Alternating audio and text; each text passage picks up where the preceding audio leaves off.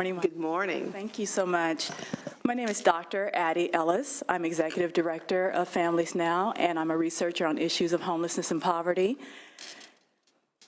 As we've heard earlier, the number of young people who are in foster care has decreased over the last 10 years plus. But there's a number of young people, about 4,000, age 18 or aging out, who's remained constant. That number's about 4,000. And within 2 years, those young people, 50% of them are homeless, victimized, incarcerated, or dead. So we have young people, 4,000 who are aging out of the system each year that has remained constant, and they're having these negative outcomes. We know through research from the Search Institute, from Connected by 25, also through the resilience research, that young people who are engaged in permanent relationships have a better option for outcomes into their adulthood. We used to think that permanent relationship for older teens and young people 18 or aging out of foster care, non-minor dependents, that we couldn't accomplish permanency for those young people. We've proven that we can achieve permanence for them, that not only can we achieve it, it's also cost effective. And the continuum care reforms has also included child-centered specialized permanency services. Help me with the semantics. Yes, ma'am. What is that? Child-centered specialized permanency services? Yeah. Yes, What ma'am. does that look like? That looks like the young person is the center, and they are the one that are driving the process. Okay. So they are the ones who are saying, yes, guardianship, adoption, permanent relationships with adult people. Got it. Because sometimes families are the legal definition, and other times family's just family, but it's helping them accomplish those permanent relationships. And define them, be they permanent as an adoption or not? Yes, ma'am. Okay. And so these elements have been built into the continuum of care reform, and counties as well as, excuse me, you got me off with your question and threw me off my roll. Apologize. But also counties, foster care agencies, group homes, everyone is engaged in wanting to make the continuum of care reform work, but the training and technical assistance is lacking. And so this budget item would provide for the training and technical assistance on a regional level for the first year, which would be 2016, 2017, because yes, ma'am, January 1st, 2017, continuum of care reform is going to be in effect, and this training would help it be accomplished more effectively. So this budget item engages public and private child welfare and mental health stakeholders, and provides a series of regional introductory training sessions, and builds a cohort of implementation pilot counties using a shared learning model to implement specialized permanency services in the following 4 years. If we are serious about moving our children out of expensive foster care and group home placements, we know that we must give our county and their partners the resources to do this. And this training and technical assistance will be key in helping the continuum of care reform be implemented successfully. I thank you, and please approve this budget proposal. Thank you very much. Appreciate it. Any questions? Well, one quick question. So who would be trained? All kind of stakeholders? So the county stakeholders, but also private and public agencies, their partners, and looking at not only child welfare, but the mental health side, because oftentimes we have a disconnect between child welfare and mental health and the needs that are there, because we know, as was said earlier, trauma is huge. Trauma, separation, loss. We don't think about what happens to these young people, and just because somebody turns 18 or 21 doesn't mean that they have all of the wherewithal to deal with what occurred in the past. So bringing mental health in is key to having this be successful. Agreed. Agreed. Thank you very much. And we'll hear from our last proposed investment proposal from Carol Hernandez, the Assistant Director for Public Health Nursing. Yes. Good morning, Madam Chair and Senator Monning. Yes, I'm Carol Hernandez, and first I'd like to say I've been a public health nurse for over 30 years. I am the Assistant Director of Public Health Nursing with Riverside County, and I oversee the healthcare program for children in foster care, HCPCFC. That's a mouthful. But I'm here today because I strongly believe that the monitoring and oversight of children on foster care medication is medically necessary and fiscally prudent. It has been well documented that many of the most commonly used psychotropic medications have significant side effects, such as weight gain, increased lipids, and increased glucose. These side effects on our foster children over time can lead to chronic diseases such as diabetes and heart disease. According to the American Diabetes Association, the average medical cost of treating diabetes annually is around $8,000. The American Heart Association reports that heart disease can cost anywhere from $120,000 up to $5 million in a lifetime. Foster care public health nurses are uniquely qualified to track these side effects and to implement psychotropic medication oversight and monitoring because they have the necessary skills and expertise to provide intensive intervention and case management for complex medical and mental health conditions. They also enjoy a very positive working relationship with social workers, probation officers, as they do their work as public health nurses. Recently in our county, a team meeting was called with a social worker, the education liaison, and public health nurse to discuss concerns regarding a foster youth with noticeable and very concerning change in weight and behavior. The youth was listless, withdrawn. Basically, the comment was, they're just not themselves. The public health nurse, or PHN, immediately contacted the youth psychiatrist and was able to secure an appointment the very next day. The youth was reevaluated, lab tests were repeated, and the psychotropic medication was adjusted accordingly. If the PHN had not intervened, prolonged, undetected side effects could have had severe and long-lasting consequences. Unfortunately, these interventions are not being carried out as frequently or as consistently as they're needed. The HCPCFC scope of work and goals are basically to provide physical, mental, dental, and developmental well-being for our foster children. But the reality is that in many counties in California, we are unable to fully comply with the scope of work due to caseloads that are significantly higher than the state standard. In our county, our average caseload is 400 to 450 foster children per public health nurse. Wow. Even as we spend out our state allocations, we are out of compliance with our scope of work. SB 319 requires that public health nurses perform the expanded role of oversight and monitoring of foster children on psychotropic medications. This cannot be effectively accomplished with the current foster care caseloads and scope of work. Our current allocation does not support the number of public health nurses needed to perform this expanded role. We believe that a funding augmentation is needed in light of the important psychotropic medication bills you approved last year. The $1.6 million budget increase, which we are requesting, will also allow us to draw down a federal match, which will generate another $5 million. In July 2015, prior to the passing of SB 319 legislation, Riverside County carved out funding separate from the HCPCFC state funding allocation, and we hired a dedicated foster care PHN to begin the oversight and monitoring of foster children on psychotropic medications. The first phase was to increase JV 220 compliance and ensure that the medical examination required by the court was completed. Within just 6 months, foster children in compliance with their JV 220 and with a scheduled appointment or completed medical exam increased from 44% to 90%. This is significant because foster children received the medical reevaluation, follow-up, and lab work necessary to ensure that the currently prescribed psychotropic medication for their diagnosed condition was still appropriate and, most of all, still necessary.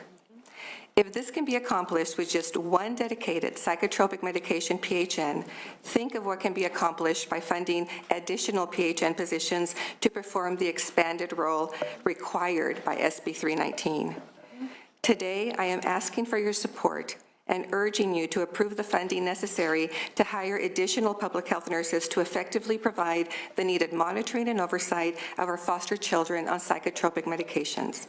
We appreciate your leadership in protecting our foster children. Let's not stop halfway. We have passed the bills, now we need the funding.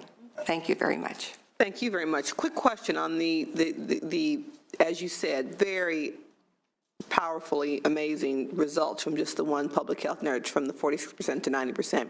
Do you have a sense, or do you know how many instances medications were adjusted, reduced, increased? Do you have a sense? I know it needs to be done much more frequently. Right now, because of the caseloads, our nurses are basically working with social workers kind of on an ad hoc basis. They have to prioritize their work when there are concerns, when it's brought to light by a group home, by a foster parent, by a social worker, then our nurses go into action, and then we find exactly that. So it's a triage kind of. Exactly. Okay. Any questions? Senator Monning. First, I appreciate the work that you're doing. Assuming this budget allocation of $1.65 million that would leverage almost $5 million of federal money, do you have an idea of how many positions that would support? That would be hard to say. It depends on how many counties I would imagine would be implementing this. And so that is my follow-up question. What's the scope of this proposed program? Is it statewide in objective? That's my understanding, yes. Well, it's certainly critical. I mean, through the other work we've done on this, 40% of psychotropic drugs prescribed to children are prescribed to foster youth, who represent less than 1% correct. of our population. So it's an area of, there's a reason for that, obviously, but it's not the solution. It's treating symptoms. So thank you for your work. Thank you, Madam Chair. Thank you. Thank you. At this point, I see folks, smart move, they queued up. We're going to receive and hear public comment, not only on the 8 proposals for investment we just heard, but also any comments you have presented by the Department of Social Services in their budget change proposal or the overview. Given the size of the line, I'm going to ask and hold you accountable to everyone. Oh, the line is growing. I think my time frame was about to shift. I'm going to ask everyone to keep their comment to under 1 minute, because it looks like based on the line we're looking at 45 minutes, if not longer. So under 1 minute. We've heard the full proposal, so just organize your testimony in terms of who you are, the organization you represent, and why the funding proposal is important to you. Feel free to say you want to align your comments with someone who's already spoken, okay? First witness, 1 minute, please. Good morning. My name is Tisha Ortiz, and I'm 23 years old, and I'm a former foster youth. I'm a current student at Cal State East Bay and a youth advocate with the National Center for Youth Law. I went to the foster care at age 4, and at 14, I was placed in a group home where I began taking psychotropic medications. At one point, I was taking 4 different medications, but this involved taking 12 pills a day, 6 in the morning and 6 at night. I experienced weight gain, developed an irregular heartbeat, failed classes because I couldn't stay awake, twitches in my face and all over my body, tunnel vision. My mouth would become so swollen I couldn't eat. I even felt like a zombie. To this day, I experience tunnel vision and at times feel spaced out because of these medications. I kept telling people I was having these side effects and that my heart felt weird and it felt like it was beating out of my chest. Group home staff, case managers, and even therapists and doctors dismissed what I was saying. Doctors would only talk to me about upping and adding more doses of medications. At 17, it was a public health nurse who paid attention to these side effects and helped me figure out what was going on with my heart. Other youth need the help of public health nurses to make sure they are receiving appropriate care and are not being harmed by these medications. 30 seconds. This shouldn't happen to anyone. It is less costly to fund public health nurses to help foster youth with the over-medication problem than having youth develop lifetime disabilities, which is in the long run are more costly to the state.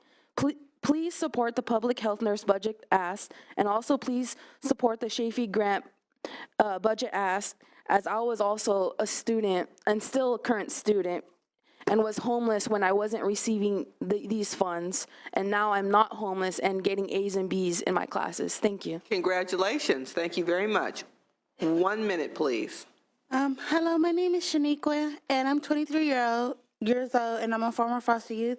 I was in foster care for about 16 years, and I have had over 6 different diagnoses. I started taking psychotropic medication when I was about 10 years old. I have been on more than 20 different medications and over 10 pills per day. When I was a youth and a child, my medications was not monitored, which led to health problems. I gained a lot of weight, I had heart problems, and I almost got to the point where I had diabetes. I also had tremors. I had no one to help me. A lot of the medication required blood tests that unfortunately was not performed. My doctor really didn't talk to me about the medication I was on.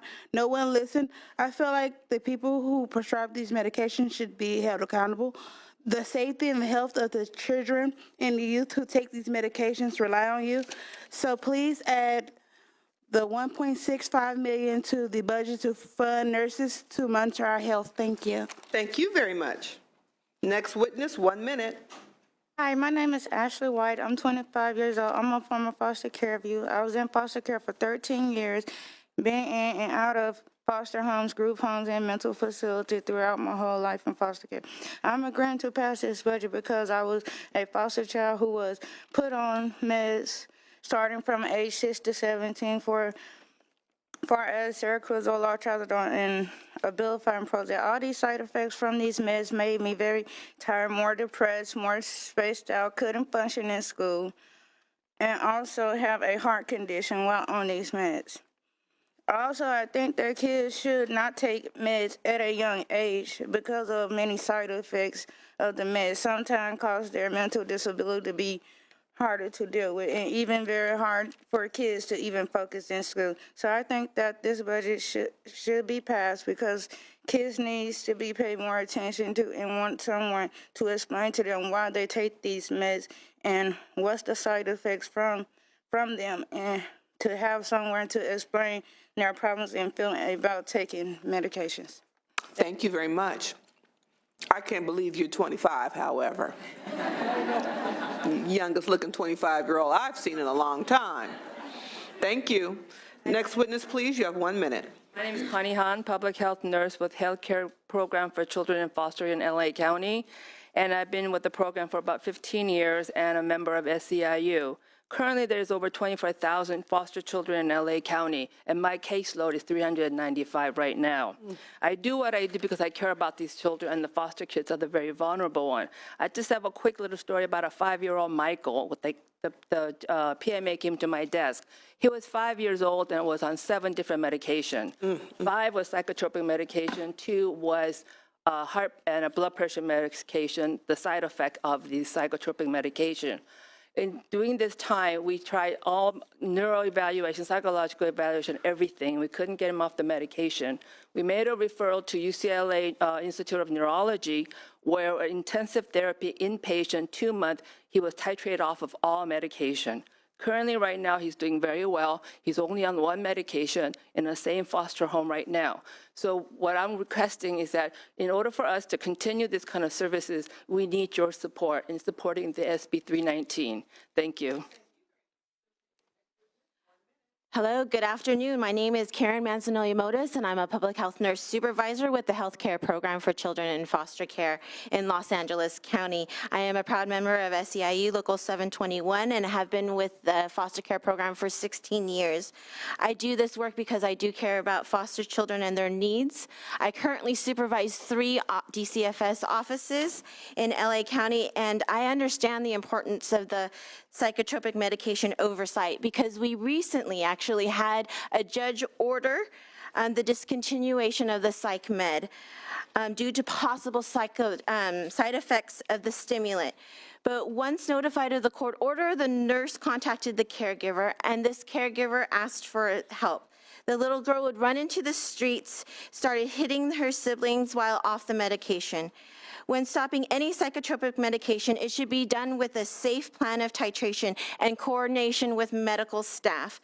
The nurse coordinated the care with attorneys, pediatrician, and the psychiatrist to be seen right away, and the child was prescribed a non-stimulant. This coordination takes time. 30 seconds.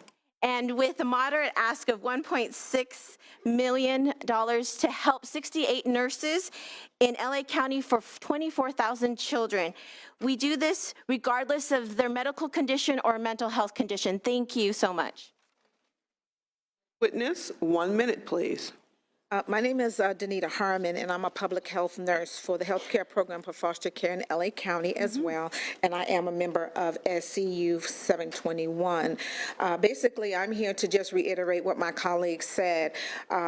We are, as public health nurses, we are drowning.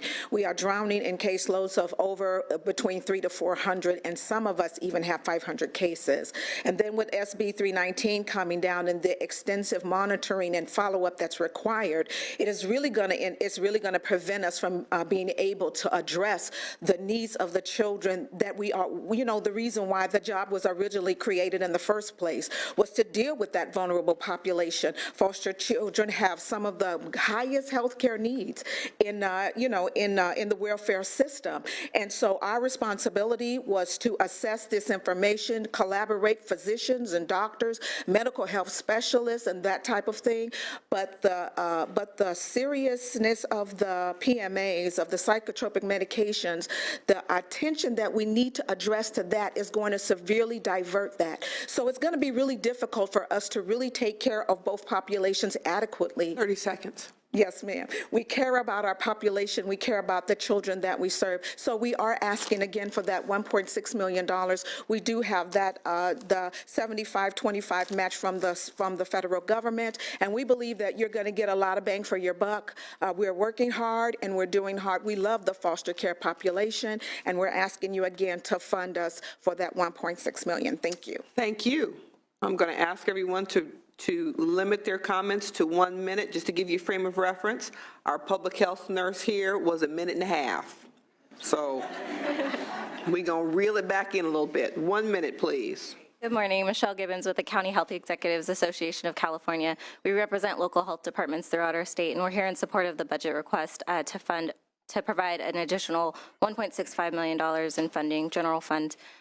You have already heard the critical role that the public health nurses play, and with the expansion of duties that came down through SB 319 and the current high caseloads that our public health nurses are already experiencing, this funding is absolutely critical, and we would appreciate your support.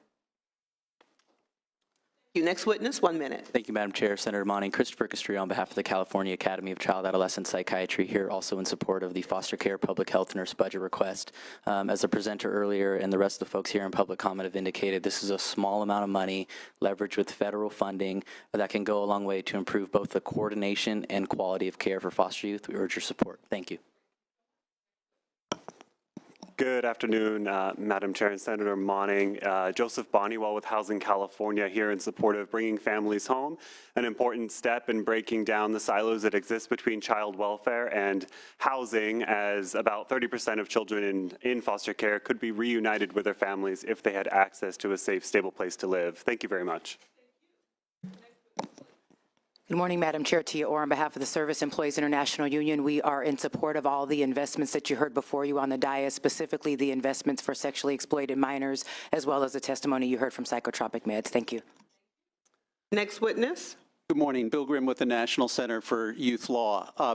The legislature wisely in 1999 created the public health nurse program. In the last 16 years, however, the legislature has added to their responsibilities, including last year, wisely adding oversight of psychotropic meds.